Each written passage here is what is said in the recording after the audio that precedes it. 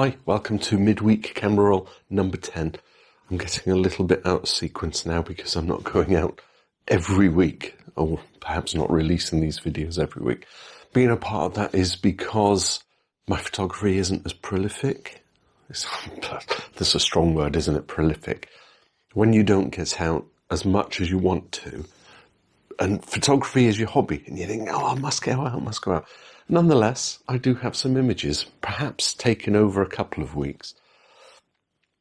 Now, I need to lose weight. I need to get active. I need to do more exercise. But I'm never encouraged to just go for a walk. And walking is so beneficial. So I've got it in my head, why not take the camera with you when you're going for a walk? Because it motivates you. You think, I'm getting the exercise that I should be getting, but equally, I can take photographs. And you know me, if you followed me for any length of time, I'm a photographer of things. I take pictures of everything. Everything that catches my eye, whether it's a scene for a landscape or I see some certain aspect of, a subject. And, oh, just that little element would be a good picture. So kind of that's what I've been doing over the last couple of weeks with the camera, going out, taking walks. So we had Storm Bert. I thought I'll go down to the coast and see if I can get some crashing waves. And then Jack, who's one of my followers, I'll put a link to his channel here. He has suggested I do a Christmas shoot. Can you go out and do Christmas scene? So I scouted out Folkestone. I thought, let's go and see if the lights are on. Nothing to write home about. Maybe I'm too early. And then I thought, one of the things that I really enjoy is shallow depth of field. So going out for my walk, I took the camera, and the idea was to see if I can get some clear, shallow depth of field. It's not macro photography, but certainly zooming in on the subject and trying to get that blurred background bokeh, right? So let's kick off and have a look at the pictures. So we had Storm Bert, and I thought, let's go down to St. Margaret's Bay. I might be able to get some crashing waves up against the breakers and things. However, the tide was receding. So here we go. I've got 5 images from St. Margaret's Bay. It was a grey, dreary day. There's nothing really dynamic about it. So I'm there. I might as well take some shots, which I did. So this first one is just the kind of depicting how angry the sea is. There's a little bit of wave action in there. But yeah, nothing to write home about. And this section might be quite quick. However, I could see the ferries going across in the distance, and I thought, hey, I wouldn't want to be on a ferry in this weather, because the swells were perhaps a metre and a half, but I think these ferries have got stabilisation, haven't they? So anyway, the race is on. You've got a container ship in the background, or some kind of, tanker, and the ferry's racing it. And there we are, another shot of the ferries. In fact, there's one P&O going out towards France. There's a DFDS coming in. I think what I was focusing here on was that the waves were crashing on the bow of the ship. And I thought, I wonder if I can get, where it dips down and comes up. I only had my 200mm lens on this one. I think that's reached at 200mm. So it was quite far out. And so I was taking a couple of shots of the waves crashing up against the groin. It was cold. It was dreary. And I kind of wasn't motivated. But as I say, photographer of things, it's so hard to say that, isn't it? I took a shot anyway, waves crashing. And then swiveling just a little to my right, I've got the White Cliffs. This is an iconic scene. I take it all the time. I get myself my aspect, my leading line of the curve of the beach going round to the cliff. I think what I could do is take this shot in all different kinds of weather. So whether it's sunset or sunrise washing down on it, blue skies, grey skies as we've got here, tide out, tide in. Maybe do a kind of montage of all the different seasons and stuff. The houses are so precarious. You can see the cliff foliage there. How long will it be before those houses disappear? And I wonder what the insurance is on those things. Okay, so the next series of images are, I went down to the Folkestone High Street. I took the Sony Cybershot. When I do night photography, I usually like to take the tripod and use the DSLR because it gives me the opportunity to do a long exposure at 100 ISO. I'm walking around, handheld using the Sony, just scouting out the Christmas lights. Jack had asked me to do it, and I will do it. I will do a video on Christmas lights and the like. And in fact, Ramsgate Marina is a good place for that, so watch out for another Christmas video. I have done one previously here. It might be worth having a look at if you want some Christmas vibes. As I was leaving the house, because I wanted to go out and do the night thing, I caught this sky. This shot is taken with my iPhone. So it's, whatever camera you've got handy, then take advantage of that. Do it. Take a picture. I couldn't even begin to tell you what clouds these are. But there's the wash of the light coming through the clouds, and it's all cotton buds and cotton wool fluff balls. Just astonishing. I was like, look at that image. And the light changes so quickly in winter, so minutes later it was dark. So I went down to Folkestone and I thought, I wonder what the lights will be like, and they are dismal. It's almost like they must have a box of lights and say, come on lads, we've got to get the lights up this year. All right then, same as last year? Yeah, why not? And they just put some sparkly lights on the trees and, So I'm walking around Folkestone, and I'm kind of like, there really isn't anything to write home about. You call that Christmas? Scaffolding on the buildings on the right. It's certainly not a Christmas scene, is it? Rendezvous Street, rubbish bins in the left. What an awful photograph. But I'm doing some scouting.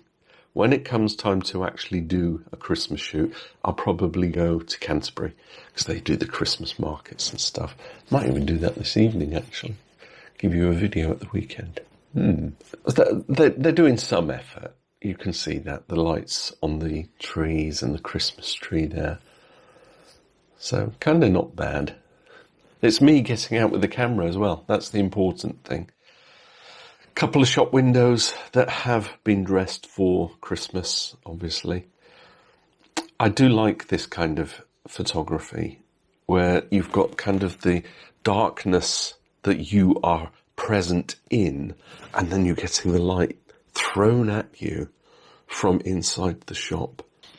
Yeah, if it's not too blowy or windy, you can you can stand there just looking in the shop window, looking at all the little lights. I live by myself. I'm not particularly fond of Christmas. I am with the family, but because I live by myself, the effort of putting Christmas tree up and lights, I might put a few trinkets up for Christmas, but so for me going out, this is more experience of the Christmas. You see it in the shop windows. I mean, this one here, utterly and completely dressed. Every window, apart from the door, is lit up. There's a Mr. Snowman there, and they've got all the little trees and the lights. I thought, yeah, you're putting in the effort. Not bad at all. I like this one, though, because this one, what imagination. They've used the mannequin, and they've used, like, the Christmas ferns. It almost looks like a Christmas tree with the angel on the top. It's very paganist, isn't it? With the kind of the wreath around the head. Yeah, nice effort. And then a couple of shots from the old high street. Again, it's almost like they haven't put the effort in this year. It's just zigzags of Christmas lights going down. I may have been too early, this was like 2nd of December, something like that. So I might have to go out and do another scouting session. So then it was 2 mornings ago, I decided to go out with the camera for a morning walk before work and practice. And this is what we must do. We must go out with our camera and practice. So I'm thinking, what have I not done for such a long time? And it's shallow depth of field. So in particular, it's things like where I live, walking around and seeing leaves or seeing plants or berries, that kind of thing. Focusing in on the actual subject, the berries, the leaves, and using a wide aperture to force the background to be blurred. So I'm out with the camera, I'm going down some of the country lanes. I've done a video of that and people seem to like that, me just wandering around country lanes. So I might do another one of those. But before I did the macro stuff, and it's not really macro, because macro is like, get this close. It's, what can I see as I'm walking down? So the sun is actually rising. I'd left the house and it was a bit dark. I've got the washes of light, so I've got to take a picture of that, haven't I? And then I walked past this front of this house, and they've got this archway with the trees. I thought, I love that. Kind of got a blurred background. I did try to make it, but I'm up on the pavement or the country lane looking down into their drive area. It's like a secret garden. What is behind there? Probably just a garden. But I like that. Could do with the trim. It's not my place to say. Anyway, I walked up the bridleway because we sometimes get horses. And sure enough, there were 6 or so horses in the field. I'm kind of frightened of horses. They'll come up to you and you can scratch their nose. But I don't know how they react to us. I'm not around horses enough to know, am I the dominant being? Can I say stop and it'll stop, or will it just nudge me? Anyway, I'm stood on the side and they were all down at the bottom of the field, but slowly but surely they started traipsing up to me. But they were a bit shy, and I'm seeing that they're like cautious coming up to me. Here they all are, the gang's all here. So they're coming closer and closer. I'm getting further and further away. I was stroking their noses, Why the long face? Arr, arr, arr, arr. They were friendly though. They weren't biting or anything like that, so they're obviously tame. And then one more. See the one in the far distance there, wondering, should I go over there? Because all the others are. We've got 6 horses here. Yeah, lovely, lovely things. So I carried on down the bridleway and I was kicking the leaves, as I always kick leaves, because I'm a big kid at heart. And I thought, yeah, textures, patterns. Georgia has asked me, Grandpa, can we go out and do a video shoot, or rather a photo shoot on textures and shapes? I don't know what textures and shapes are in photography. So I'll have to look that up. But I thought, well, we got textures here. You've got leaves sitting on leaves, on leaves, on leaves. That's kind of textured, isn't it? Layered probably is more the word. All the different trees that have, in that bridleway, and all the different types of leaves. I've probably got some oak in there and some birch and larch. There's no maple, because we don't have any maple trees around here. There's no ivy creeping through. Bits of water sitting on the leaves. Really quite a dynamic shot. And this for me is one of those, you could sit and look at it for ages because you can see so much. Can you imagine that as a jigsaw? Someone would love to do that as a jigsaw. Jigsaws are some people's passions. Continuing down, I saw this huge, humongous tree. What an astonishing thing. What is it? Someone tell me, drop me a comment. No leaves on it, stormburnt, right? So I'm getting to the end of the bridleway and I thought, okay, let's do the, the shallow depth of field photography, the close-ups.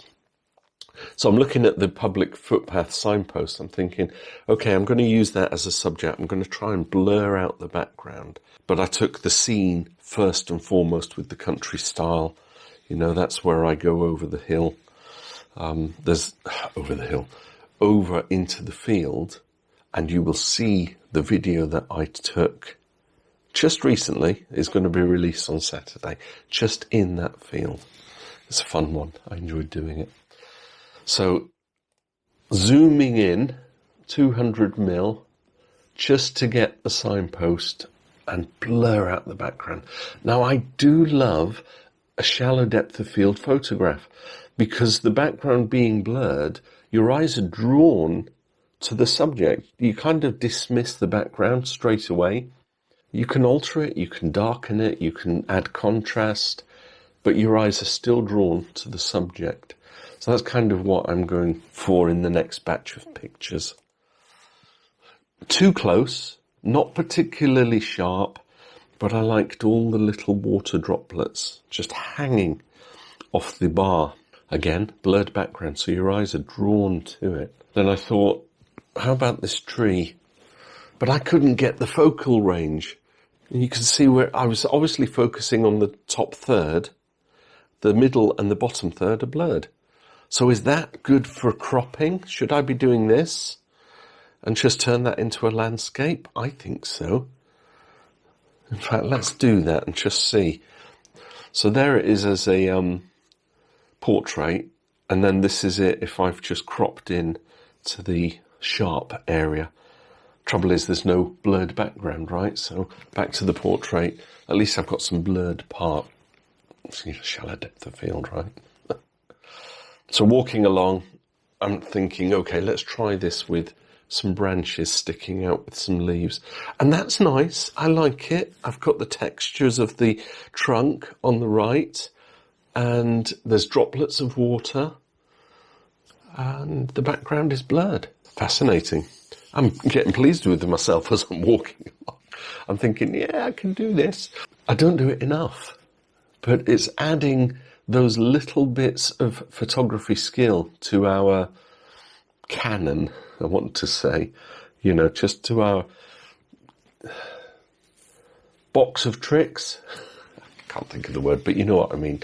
The more we expand our repertoire, the more we expand our knowledge of how we can use the mode dial, what we can force the camera to give us in any given situation. Wholeheartedly recommend, if you're new to photography, use YouTube. That's what I did. I'm still learning, but I've already got knowledge that says to me, right, this is the situation. You're going to get blurred motion. Let's do a fast shutter speed. This is the situation, as in this picture. You want a shallow depth of field, so open up the aperture and focus in on the subject. You know, it's all of these things that we learn over time. I've yet to do portrait photography. But yeah, find YouTube. Well, you're on YouTube, otherwise you wouldn't be watching this video. I learnt watching probably 3 or 4 photographers. I know there are hundreds out there, but I've latched on to Thomas Heaton. Who hasn't, right? I've latched on to Henry Turner.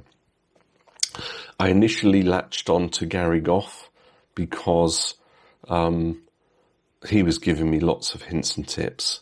I've dropped Gary Goff now for no other reason than it seems to be I'm an ambassador for this, that and the other brand. And I'm like, well, that's all very well, but I want to see the photography. Probably the first person that I watched was what's it called? I'll put it up here now. I think it was Real Time Photography or something. But this guy in America, if you've got a entry-level DSLR like this, then this is the video for you. You got your first DSLR. In this case, I'm holding the Nikon D3400, and you're wondering what you can do to go from ordinary to extraordinary with your photography? Then stay tuned. Because I wanted to do light trails, and his video came up, and I just absolutely love his calm way of delivery. But equally, I learnt so much. So there's 3.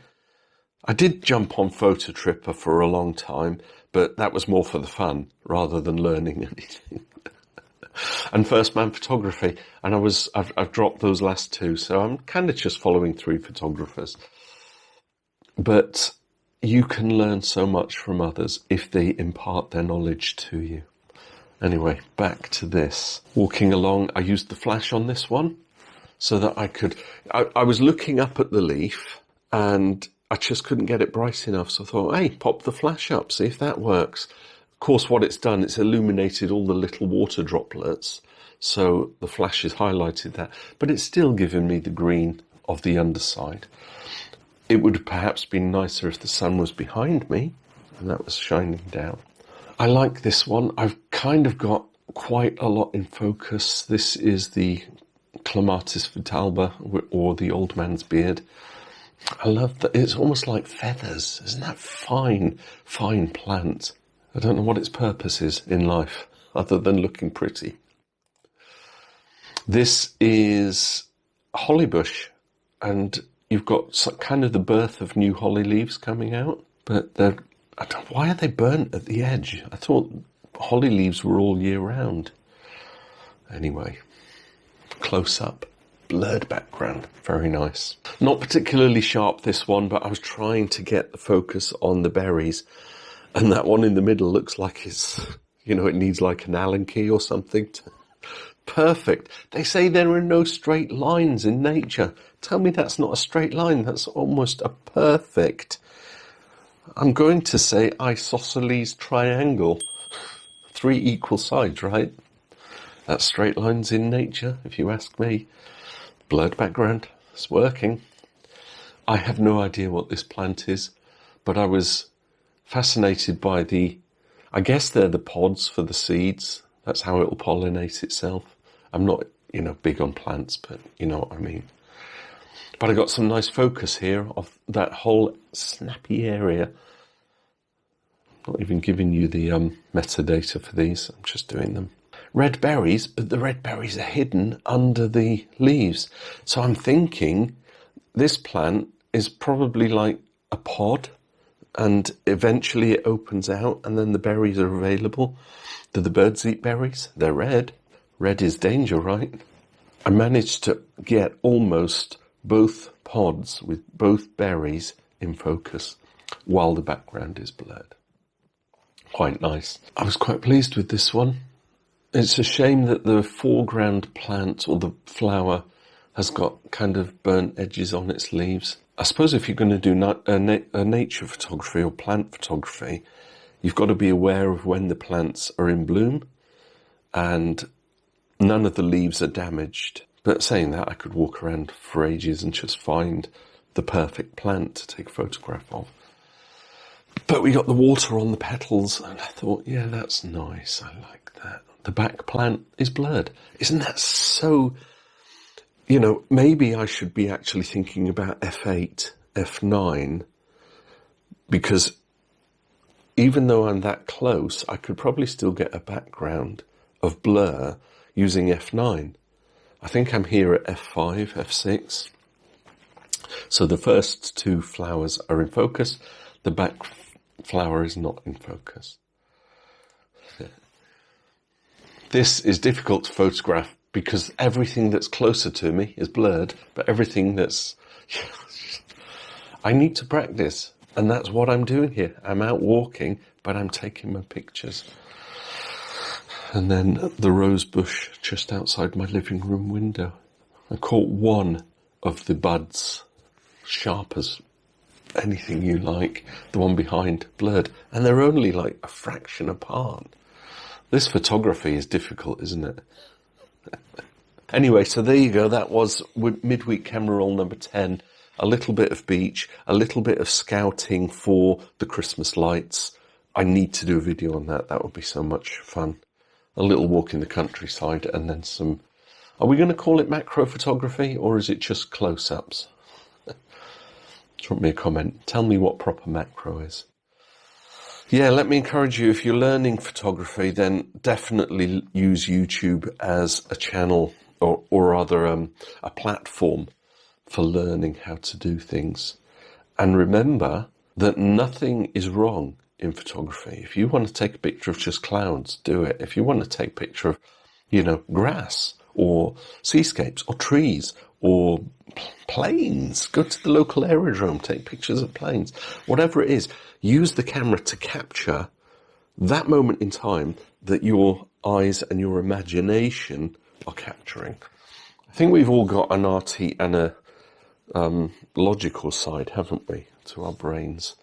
So I think there has to be a little bit of mix in there, simply because if you're just logical, like Alan Turing, super maths, analyst, analytics, numbers, all of that stuff, it's going to bleed over into the arty side.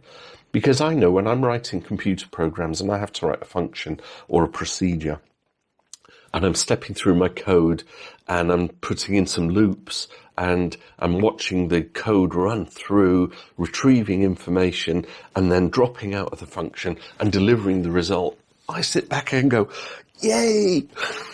Not only because I've written the code, but my imagination was telling me, do this, do that, do the other. So I get excited about that side of my creativity, but equally doing the photography is the other thing, and my music, of course.